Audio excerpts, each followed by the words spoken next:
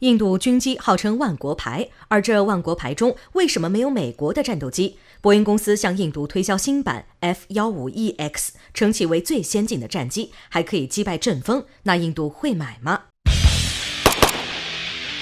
印度一直以来都是世界上最大的军事装备进口国，不断地从法国、俄罗斯等国家进口。印度的军机可是号称万国牌的。而这万国牌中有美国的直升机，却没有美国的战斗机，所以印度战机这么大一块肉包子，美国又怎么甘心不咬一口呢？这不又一次向印度推销了。据欧亚时报10月10号消息称，印度在购买了法国阵风战机后，为寻求配合，预备购买中型多用途战斗机，以进一步加强空军力量。而美国波音公司听到消息，积极地向印度推销自家的 F-15EX 战机，并称这是最先进的战斗机，击败阵风战斗机是很容易的事情。该公司表示，与只拥有中等隐身能力的阵风相比，这架 F-15EX 具备在任何气象条件的情况下都能够出色的隐身能力，所以印度如果选择 F-15EX 战斗机，完全可以在战争中决定印度的命运。而值得一提的是，之前美国想向印度出售 F-21战斗机时，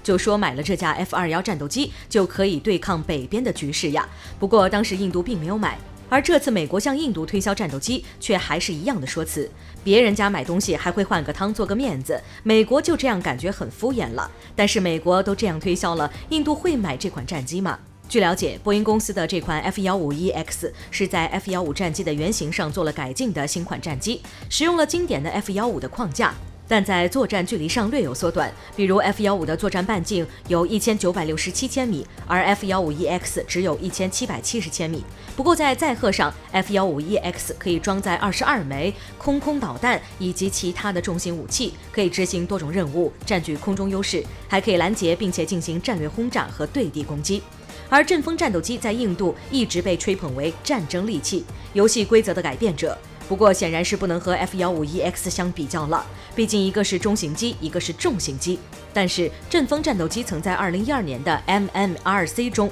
曾击败过台风、超级大黄蜂和 F-16，所以阵风的优势也是不能否认的。而阵风作为多用途战斗机，一样可以携带多种导弹，完成多种任务，作战半径也同样达到了空对空的1852千米，双方差距似乎并不是很大。那在这种情况下，印度就不一定会买美国的 F-15EX 战机了。当然，这只是其一，而第二个原因就和印度的后勤保障相关了。当初印度没有买 F-21，有一个重要的原因，就是印度过于依赖俄罗斯的战斗机，不管是米格21还是米格29或苏30，在印度空军中都是大量装备。即使如此，印度还是常年衰机，可想而知，空军中不曾装备过美国的战斗机，俄制和美制的战斗机的区别还是很大的。所以如果购买 F-15EX， 那后勤维护就难上加难。所以印度很可能不会购买美国的战斗机，从美国多次向印度推销都没卖出去就可想而知了。当然，如果美国卖的是5代机 F-35，可能就要另当别论了。